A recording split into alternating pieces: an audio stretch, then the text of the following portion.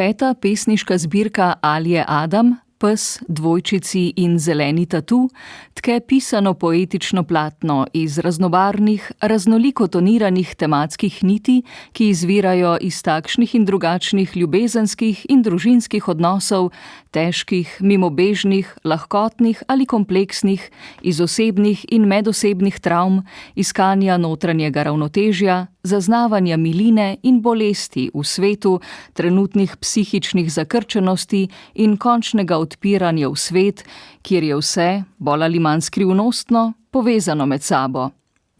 Pretanjenost pesničinega peresa lahko zaznamo že v tem, da nobena pesem ne poje le ene tematske linije in ne podaja enostavnih motivov, pomenov ali emocij. Veliko jih učinkuje na način razslojene, počasi razgrinjajoče se in stopnjujoče se meditacije z morebitnimi obrati poetične misli in temu se povsem organsko pridružujejo večinoma solidne, močne, pa tudi nežne podobe. Te so seveda tudi v službi retoričnih sredstev, metaforizacije ali metonimizacije, a večinoma ostanejo precej zasidrane v konkretni materiji in svetu. Bralec lažje zatipa prenesene pomene za njihovim ogrodjem. Že naslov zbirke je intrigantno dvo- ali večumen, oziroma ga kot takega lahko dojemamo, ko odložimo knjigo. Vse tri entitete, pes, dvojčici in tatu, se sicer pojavijo v pesmi z naslovom Razkošje in imajo v njenem kontekstu specifičen pomen, a jih lahko v navezi s celoto interpretiramo v razširjeni dimenziji večpomenskosti. Če se ustavimo zgolj pri psu, ta, na primer, zastopa živali, ki so v pesmih nekaj milega, krhkega, a hkrati kot del narave, močnega in drugačnega.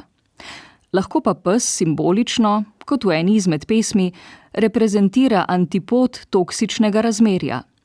Podobno bi lahko zeleni tatu razumeli kot permanenten zapis na telesu, ki v kožo vtiska spomine preteklosti za prihodnost. Lahko pa je tudi opomnik bolečine. Zbirka se nenehno ziblje sem in tja na spektru manka in poskusa zapolnitve.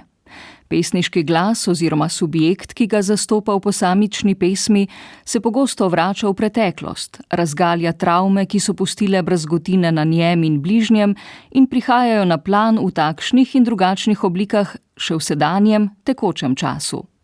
Neredko so to družinske razprtije, na primer zapleten odnos s sestro, ki jo lomi depresija, kar poskuša pišoča zaceliti.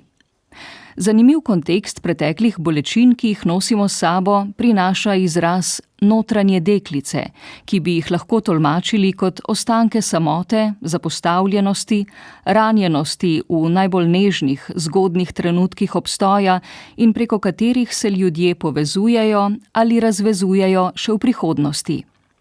Več je tudi momentov, kjer osebe uničuje krutost specifičnega zgodovinskega časa, vojn.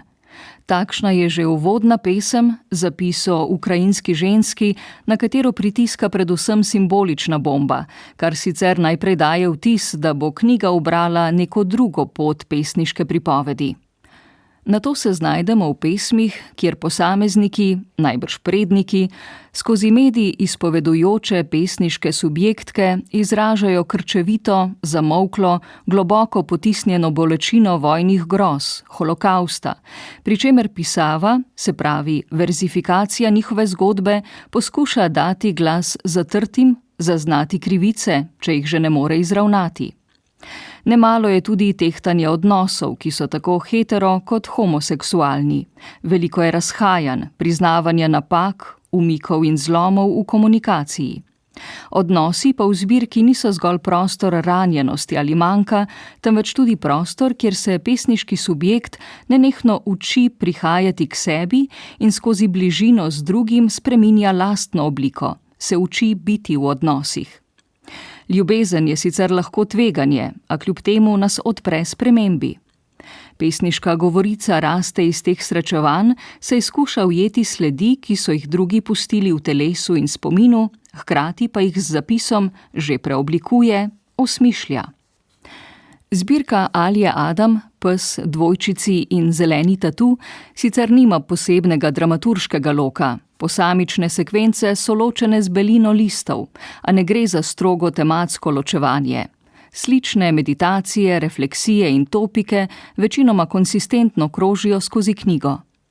Morda lahko za kakšen odsek sicer rečemo, da vsebuje več vračanj v preteklost, kakšen del pripoveduje o zunanjih, osebah, ki niso sam pesniški subjekt ali zavzamejo heterodigetsko pozicijo, če si dovolimo presaditi prozno literarno teorijo na pesniško pripoved. Tako kot samo življenje zbirke, ki se čuti bolj ciklično kot strogo premočrtno, sestavljeno iz mnogih drobcev, ki trkajo med sabo in se srečujejo v različnih časovnicah, je tudi ta zbirka valovita kot morje. Slednje pesniški subjekt, ki pomeni neko obliko pomiritve, raja, meditacije. Prednost zbirke je tudi močna čutna senzoričnost, ponazarjanje emocij, odnošajev z barvami in njihovim žarenjem, skrbno vzpostavitvijo fizičnega dogajalnega prostora pesmi, ki nudi mnogo konotacij.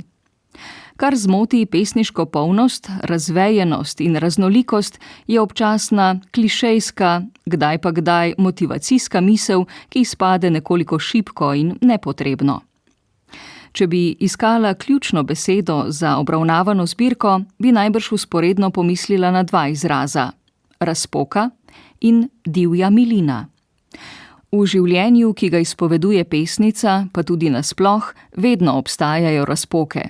Med posamezniki, v njihovi psihi, med ljudmi in naravo, ljudmi in presežnim.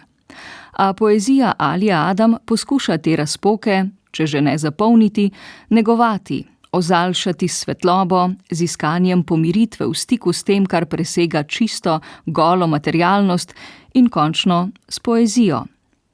Milina pa, prosto po Anne de Furmantel, predstavlja skrito, transformativno silo življenja, ki ni končno stanje miru, ampak sila preoblikovanja. Ni naključje, da se zbirka zaključi z verzoma: pisanje zame ni bilo več nujnost, temveč prostor za milino.